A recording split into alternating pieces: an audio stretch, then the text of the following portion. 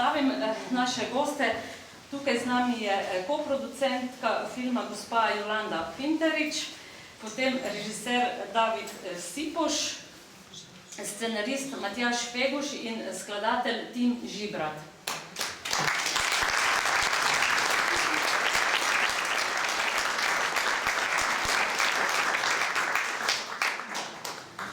Naj še enkrat ponovim, res uspelo vam je v res kratkih 45 minut zajeti skoraj 95 let življenja škofa Smeja. Mislim, da ste ga res prikazali z vseh plati.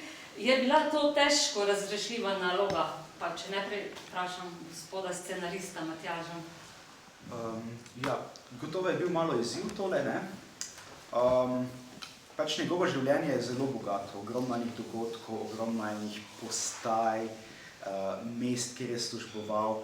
In v začetku je bilo tako, da se mi je zdel kot njegovo življenje celo, pa on kot osebnost, kot ena brezoblična masa, kjer pravzaprav nisem prav vedel, kjer bi se je lotil, ne.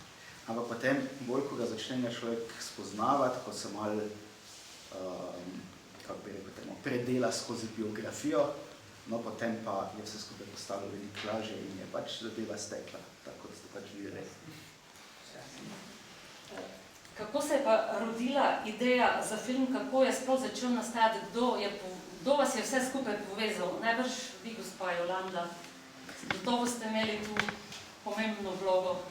Hvala. To naj bi izvršni producent je naredil, da zbere ekipo, ki bo sposobna se lotiti takega izziva, kot je škof Smej, ker to je človek, ki je v Mariboru, v Prekmurju, sploh ne omenjam, legenda. Ljudje ga imajo že za svetnika in to. Jaz sem imela najtežjo nalogo samo takrat, ko sem mogla iti do škofa Smeja in ga prositi, če bi sodeloval pri filmu. Meni je res on predstavlja avtoriteto, tako zelo eterično mi deluje in sem bila presenečena, ker je bil strašno prijazen. Najprej se je upiral, da je po njemu pokora, zelo je skromen, zelo je preprost. Meni je bilo že nerodno, da ga silim v nekaj, kar mu mogoče njemu, ne vem, premalo poznam tako duhovno bitje, tako visoko. In potem sem ga pridobila z enim stavkom, ko je rekel, da nima časa, pri 95 človek nima časa. In sem mu povedala, da je Einstein nekoč zapisal, da čas obstaja zato, da se vse ne zgodi naenkrat.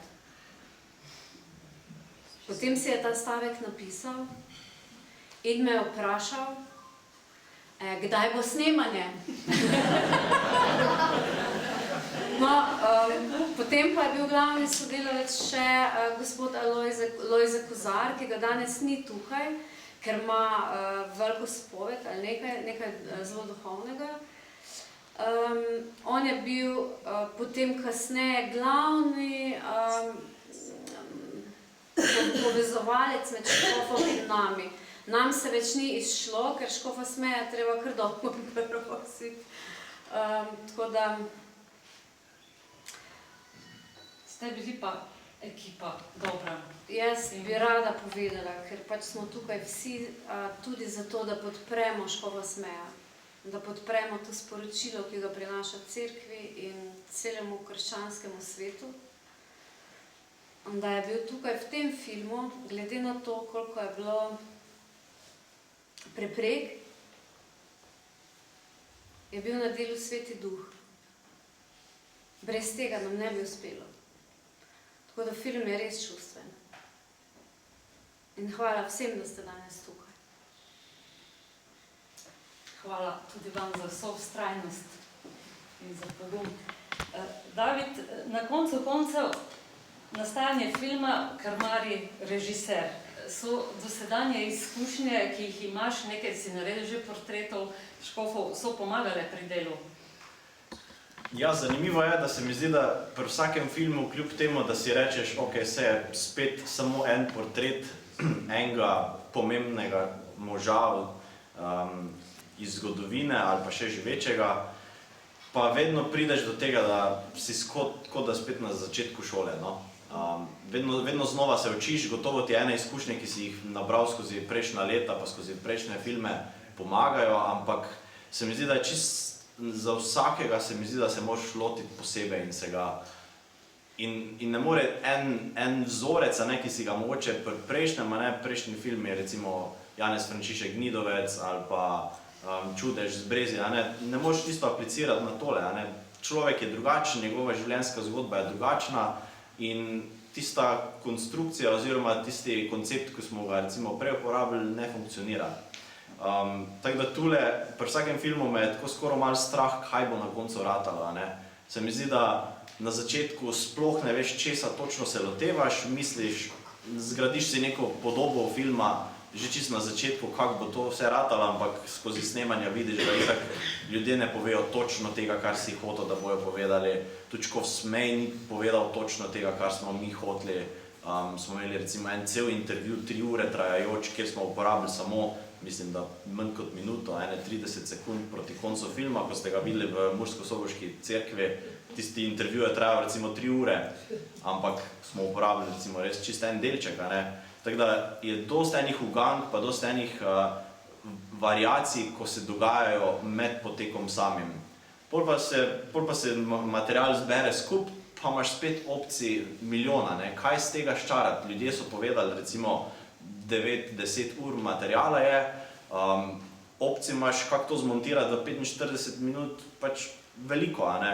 Lahko greš sicer zgodovinsko skozi življenje, ampak vseeno, normalno, da boš mogel ene stvari spustiti.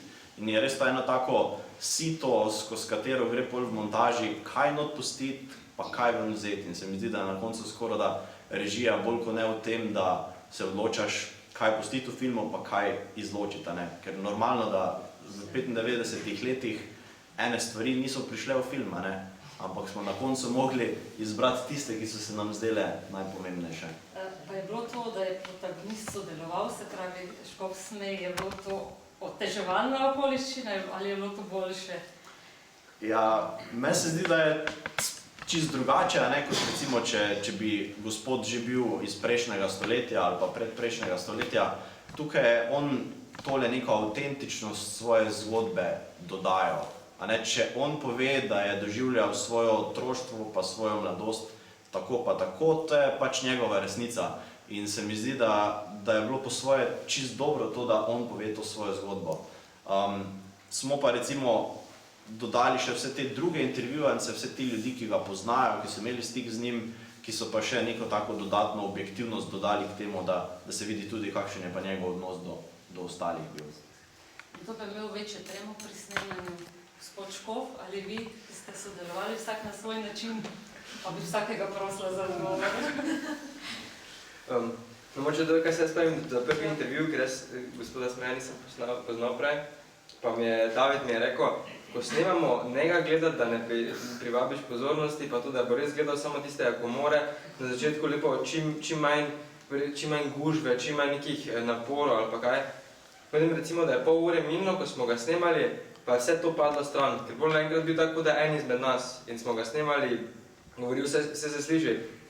Jaz mislim, da mi ne bi mogli njegovega humorja pripeljati na platno, če ga ne bi bilo več med nami. Tako da, recimo, tak je bil tudi med nami, humoren pa prijazen.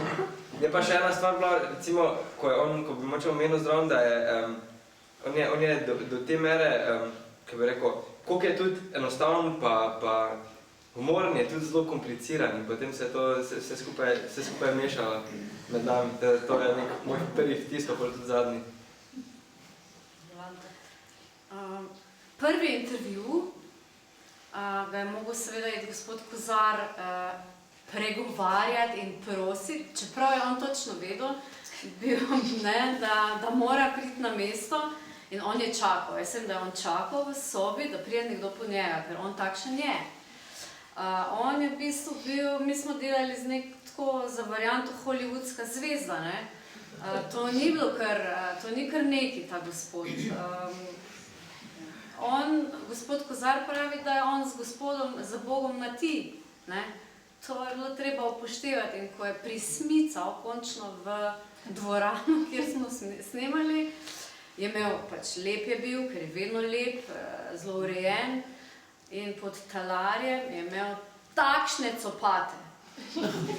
Iz polstene volne. Jaz kaj tako velikega še nisem videla in on že itak težko hodi in potem je izgledalo še, da ga tisti copati otežujejo bojo. In je tako prismical in se je ustavil in je imel tisti svoj hudomušni nasmešek in je samo pričakoval, kako bomo mi zdaj reagirali. Mi pa vsi takrat, ne, to je bilo prvič, mi nismo vedeli, da je on dobrodušen gospod, in smo imeli strah, rešpekt in smo se samo gledali. Nismo se mogli smejati, nismo se upali smejati. No, to je bilo eno, potem smo mu tiste copate v moj šal zavili, nasnemali tako, da jih niste opazili, ker ne samo, da so bili veliki, tudi zelo pisani so. No, in tako je imel ta šal zavit in se je vmes, kot je že Tim povedal, tako sprostil in je enkrat kar noge naenkrat dvignil in je vse ti spadlo dol in so bili copati. No, potem smo se pa že smejali. Potem pa je že bil naš in mi njegovi. Se nismo prosili, če lahko te copate menja. Oziroma, on je prvo tako omenil, tako nam je otežil to delo, da je rekel, vse lahko imam copate gor, ne? Samo tam si tako dobro. Lušnji je, strašno lušnji. No, z njim smo imeli par snemanja, ne, torej dva taka daljša intervjuja, pa parkrat smo ga srečali še tako izven. Enkrat je bilo prav tisto, da smo se zmenili, ok, zdaj vas bomo pa posneli, kak pišete, kak berete, kak greste recimo tam v stolnico, čez cesto. No in tisti dan, ne, ko smo se dogovorili, da bomo to posneli, mi z njim tudi, ne, tista intervju smo izpeljali prej, je bilo tako, ampak da bi pa mu prav mogli nekaj povedati, zdaj pa dajte to narediti, pa zdaj malo se usepte tam, berite, pa to smo bili vseeno spet malo prestrašeni. In tudi sestra, ki tam je z njim na kontaktu, ona je prišla tako še 10 minut pred snemanjem k nam, pa je rekla, joj, on je pa zelo slabe volje danes, slabo se počuti. In smo bili že spet vsi toliko napeti, a bomo dobili vsaj kak kader, da bo vsaj tam sedel, pa ga bomo z 5 kotov posneli, a ne? Ampak no, bolj, ko je on prišel, se mi zdi, da je pa kar padel v to malo igralsko vlogo. Zanimivo je bilo tudi, ko smo ene posnetke, tako 20-30 let stare, gledali, ko je on še malo mlajši, pa se vidi, da je imel on res eno tako zelo energično pozo, zelo je bil taki gestikularen, živ, tako se vidi, da kaj naredi enih 30 let, ampak se mi zdi, da tudi bolj tisti dan smo zelo lepo zaključili, ko nas je on na koncu še povabil na čaj, tam v eno kuhinco, pa smo tako zelo prijateljsko je bilo pol na koncu tisto snemanje. Torej, pri prvem intervjuju je bilo zelo zanimivo, ko ste videli, je bilo zelo temna cela scena. In dejansko sva z gospodom Kozarjem postavljala nekako vprašanja in tako naprej. In sva mi pa imela osvetljene te liste in v bistvu ni vedel nič drugega kot samo to svetlovo teh listov. In je rekel, ja, to pa je zdaj pravo zaslišanje. Mogoče se spomnim tistega zaslišanja na Ozeni, takrat v Zagrebu.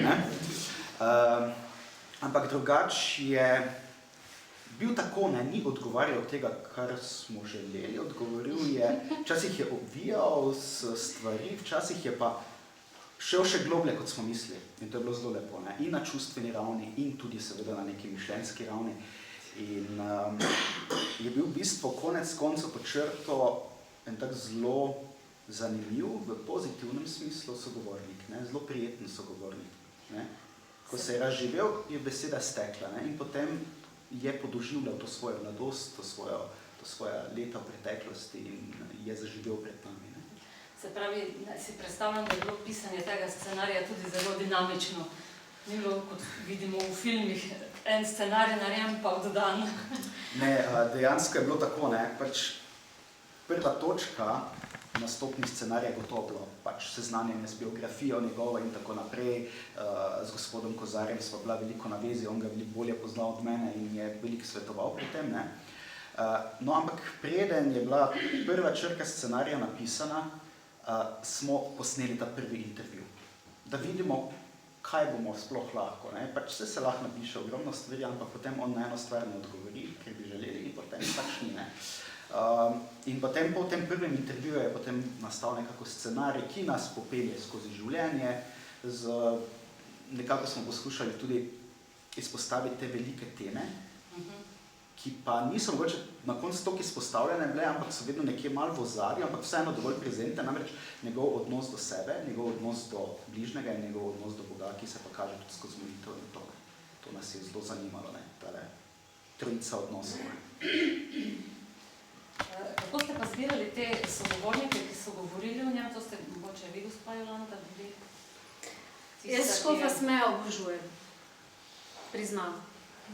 In ko so mi kazali, potem ko so že začeli montirati, to sta bila prisotna samo Matjaž, tim je delal glasbo posebej, tako da tisto postprodukcijsko smo mi bolj bili na vezi.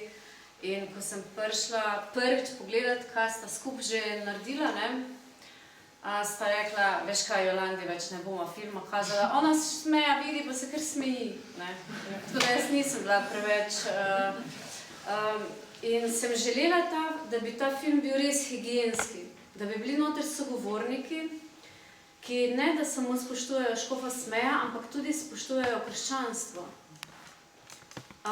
Jaz ne bom uporabljala besede, da so naši, ampak da so ljudje, ker imamo tudi gospoda Kuzmiča, ki je bil pastor, se pravi, on je iz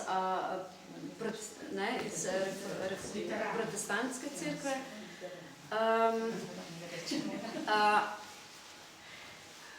Prekmurje je drugačno. Tle ste menda Prekmurke, ne? Ja. No, res, Prekmurje, jaz sem bila očarana nad ljudmi. Ti ljudje so povezani.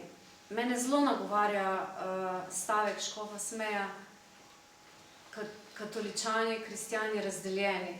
Mene to zelo nagovarja. Mi imamo v tem človeku en velik vzgled. In vsi ti ljudje, ki so govorili o njemu, so ljudje, ki so bili iskreni. To ni bilo populariziranje, ne, kakor temu. To dejansko je. Ta film je resničen. In jaz sem zelo srečna, da sem lahko, oziroma da je Sveti Duh, jaz sem molila v kapeli, ko sta mi prišla David Cipoš in Matjaž Fegoš in sta bila tudi takoj za stvar, da gremo delati film. In zdaj ste videli, da mora biti nekaj več, da lahko nastane res dober, estetsko dober, se pravi produkcijsko dober in vsebinsko dober film. Naj dvigne roko, če se je komu zehalo vmes.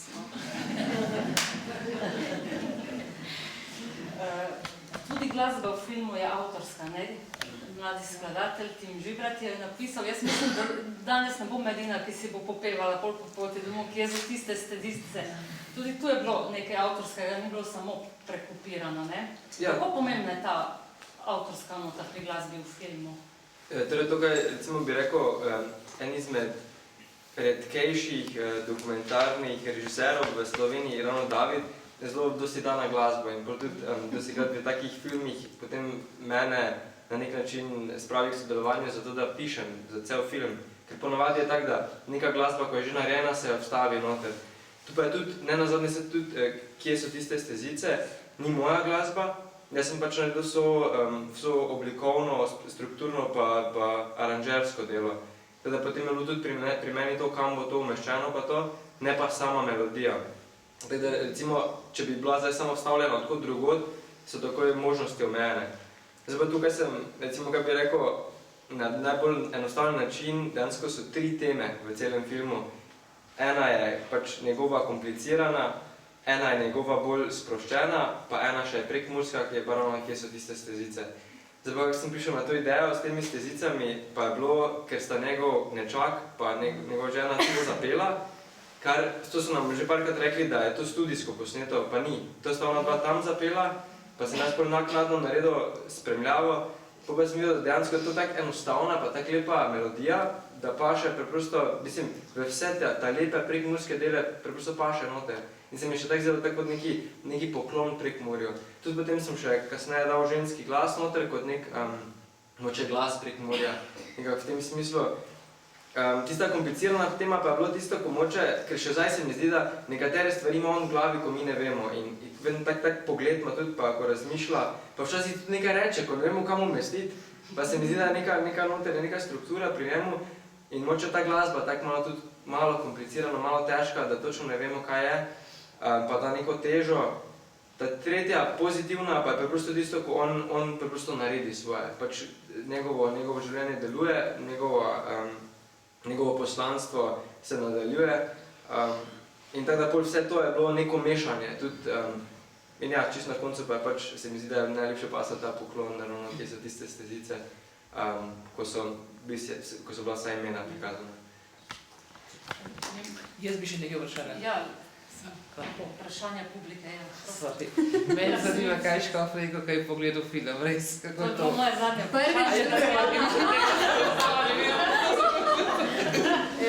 To je prav Ja, tako. pa dajmo. Tim naj pove. Ok, imeli smo pač dve njegovi reakciji. Eno bilo v Prekmurju smo imeli, torej v Murski Soboti.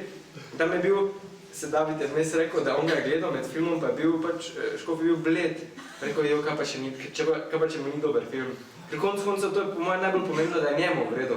Ne nazadnje tudi kakega igralca smo izbrali, pa to, da je... Ampak na koncu se vstal, mi smo mu rekli, da bi še kaj povedal, pa kaj praktično nas je tam blagoslovil vse, ne? To je bilo, na kratko čist nas je blagoslovil. Močno je bilo, močno. Ja. Zelo močno. Kaj pa bilo res interesantno, pa je bilo bolj v Mariboru, ker je že vedel,